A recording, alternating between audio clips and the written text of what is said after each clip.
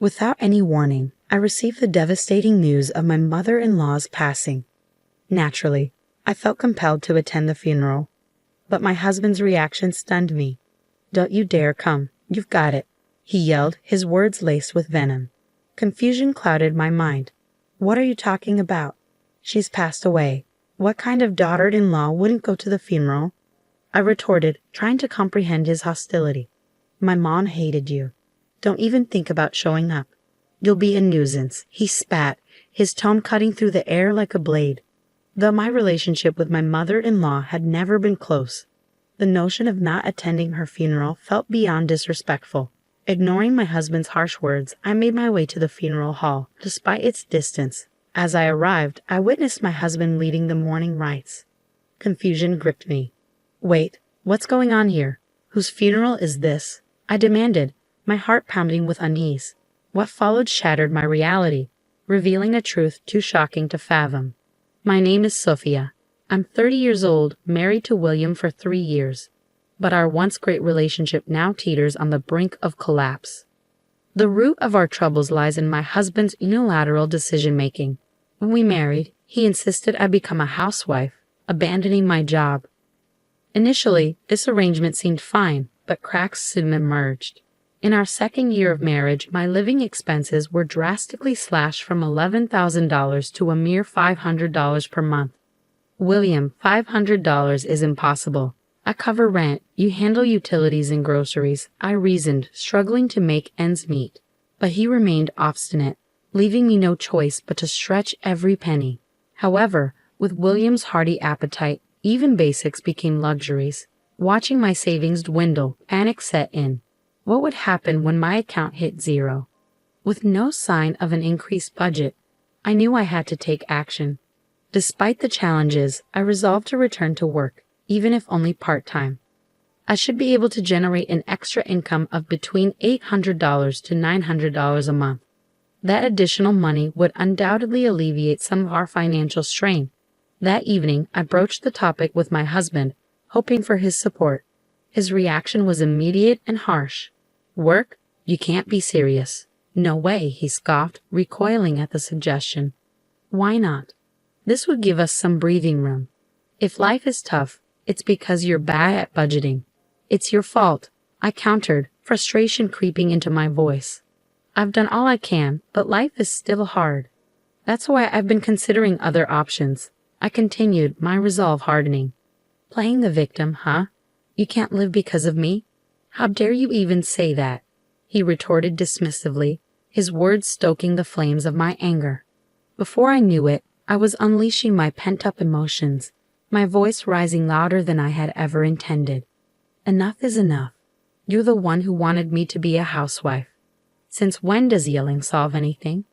I just want you to understand," I pleaded, my desperation palpable. "How can anyone make ends meet with just $500? Shut up. Stop blaming others. Think of something else, you loser," he shot back, his words a cruel blow. With a final contemptuous shove, he stormed out of the room, leaving me crumpled on the floor, tears streaming down my face. Why is this happening? All I wanted was a peaceful married life. I sobbed, the weight of our struggles crushing me, the need to confide in someone gnawed at me. But my parents lived too far away, and visiting them was no easy feat. My in-laws, though closer, were estranged, their relationship with my husband strained. As for my former co-workers and friends, distance and circumstance had created an insurmountable divide. Alone and afraid, I found myself trapped in a marriage filled with uncertainty. Yet, amidst the chaos, a glimmer of hope emerged. My husband's absence grew more pronounced as he threw himself into work, leaving me to navigate our strained relationship alone. With fewer mouths to feed and less need for groceries, I found solace in the simplicity of our dwindling provisions. And as the boundaries of my confinement blurred, I seized the opportunity to carve out a path of my own, reclaiming my independence as I began to work from home. Now making about $700 a month, I found myself embracing a more independent lifestyle, especially during my husband's frequent absences. This pattern has persisted for roughly a year. Recently, his work commitments have intensified, leaving him little time at home. And when he does return, His demeanor has grown increasingly hostile, punctuated by harsh words and insults. To compound matters, he stopped providing any financial support for our living expenses. Then, one fateful day, an unexpected event unfolded. Upon his return from work, my husband appeared visibly shaken. Without preamble, he announced, "My mom is dead." Stunned, I struggled to comprehend his words. "Are you joking?" I managed to stammer, my mind reeling. His response was swift and cold. "Why would I lie about something like this?" he snapped. "I'll go to the funeral alone. You stay here." Caught off guard by his abrupt declaration, I couldn't help but protest. "Wait, what? Why would you go alone to your mother's funeral?" "She's my mom too," I countered, my confusion mounting. His dismissive reply only fueled my frustration. "You don't need to come. I'm enough for my mom's funeral," he declared firmly. "Are you serious?" I retorted, struggling to comprehend his reasoning. His impatience was palpable. "Just don't come to the funeral. Got it?" he snapped, his tone final. "What are you talking about? What kind of daughter-in-law doesn't attend her mother-in-law's funeral?" I shot back, incredulous. His response was chilling. "Enough. Mom hated you. Okay. Just don't show up at the funeral." His words struck like a blow. "What? My mother-in-law hated me?" I gasped, unable to process his revelation. "Yes, exactly. So even if you did come to the funeral, my deceased mom wouldn't be happy," he concluded coldly, leaving me speechless. I couldn't believe what I was hearing. A sharp pang pierced my chest as the harsh reality was laid bare before me. Seeing my distress, my husband let out an exasperated sigh. "Enough already. If Mom hated you, Dad feels the same. Your presence would just make everyone uncomfortable." "Fine, I get it. Just stop," he insisted, his tone weighted with frustration. "You better," he added sternly. "All right, don't come to the funeral," he pressured, leaving me no choice but to acquiesce. 2 days later, in the early hours of the morning, my husband bustled about, preparing for the day ahead. As he disappeared into the bathroom, I noticed his discarded pajamas and his phone left unlocked on the table. Curiosity piqued, I glanced at the screen, revealing directions to the venue for the day. Something felt amiss. The location indicated a 40-minute drive from home, but it wasn't towards William's family home. It would take at least an hour and a half to reach his parents' house from there. Why choose a location so far away? Lost in thought, I barely noticed my husband's return. Hastily, I scooped up the pajamas, making sure he didn't catch on to my snooping. "I'm leaving," he announced, striding out the door. Still unsettled by the discrepancy, I decided to attend my mother-in-law's funeral, dressed in somber attire. Upon arrival, my suspicions only grew. I couldn't believe what I was seeing. The room was filled with unfamiliar faces, occupying seats typically reserved for family and staff. And there was my husband, standing at the front, delivering a speech as the chief mourner. "Thank you all for gathering here today in honor of my wife," he began, his voice thick with emotion. "What is this?" I thought, my mind reeling. Riley was William's wife. William, shedding tears, played the role of the grieving husband convincingly. Normally, I would have confronted him immediately, but the solemnity of the moment held me back. Then, I overheard a conversation from some women seated behind me. "Did you hear?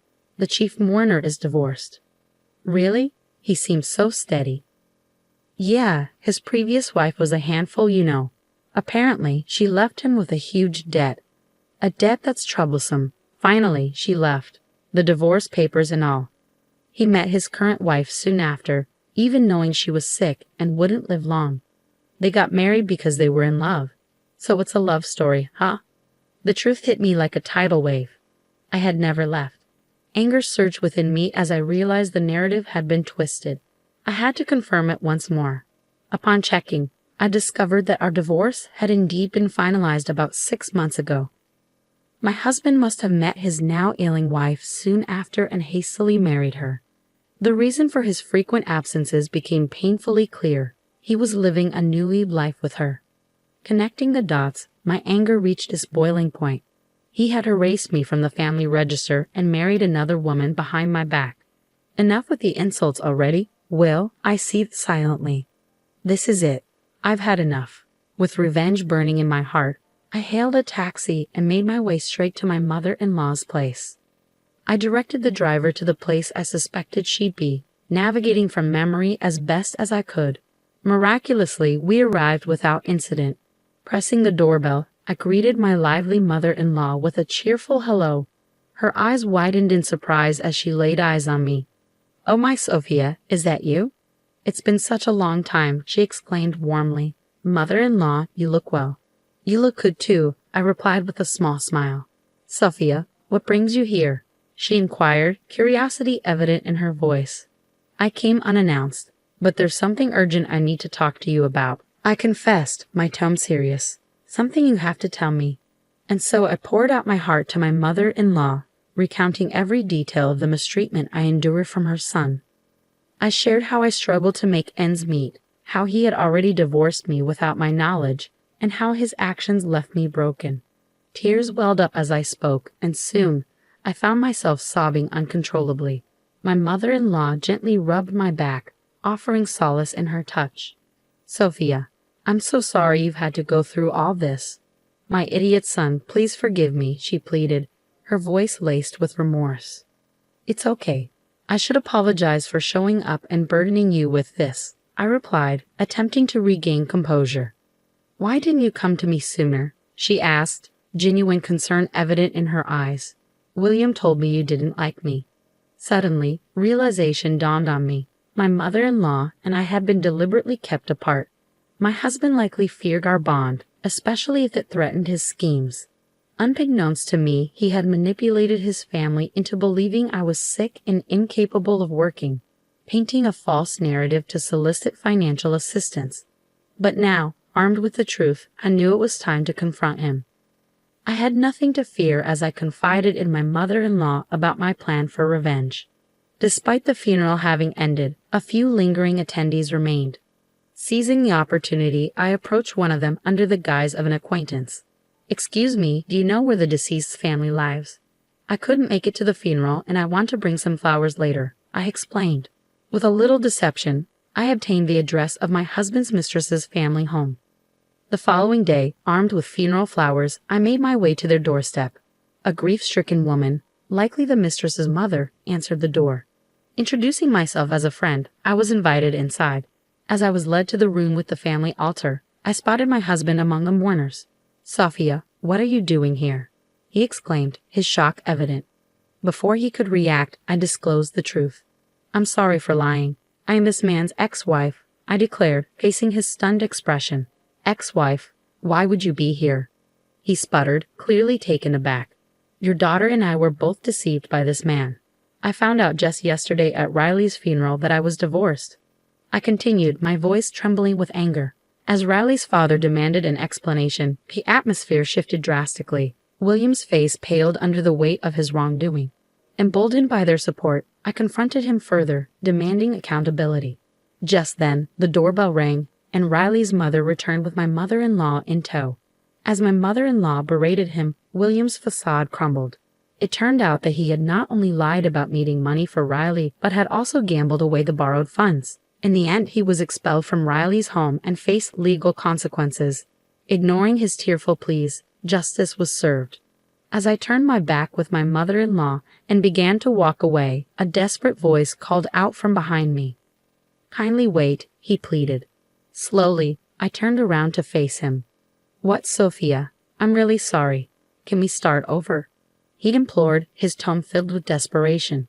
"Excuse me, if you don't help, I'll be sued," he added urgently.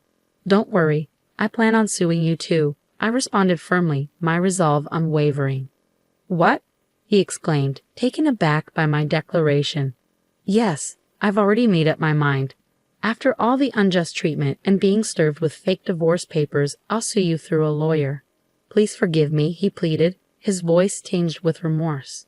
Fuming, I unleashed my pent-up feelings on him. "Do you think saying sorry will make everything okay? Do you even understand what you've done?" I demanded, my anger palpable. "Filing for divorce without telling me is a legal issue, you know. Your apologies are worthless because you've been lying and asking for financial support, utterly worthless," I continued, my voice laced with disdain. "Sophia, wait, please," he pleaded, but I silenced him with a stern look. "Quiet. Do you have any idea how many people you've hurt with your actions? What you've done isn't easily forgivable. Even a lifetime of making amends won't be enough. So from now on, stay out of my life. If you show up again, I won't hesitate to ruin you, I warned, my tone final. As my mother-in-law's hand touched my back, her warmth almost brought me to tears. Afterwards, William ended up paying back the $10,000 he borrowed from Riley's father in one lump sum. Additionally, he had to pay me alimony and a fine for forgery. His salary was never that high to begin with, and the financial hit seemed to hurt him quite a bit. He had to go into debt to pay the alimony, and now he's even receiving collection calls at work. It's only a matter of time before he loses his job. As for me, I returned to my old job immediately after the divorce. Now I'm living in an apartment near my workplace and enjoying peaceful days. Since then, I've been meeting with my mother-in-law regularly, updating each other on our lives. I feel our relationship has deepened even more after the divorce. My mother-in-law stood by me as we took our stand against her own son. I plan to cherish her as a second mother from here on out.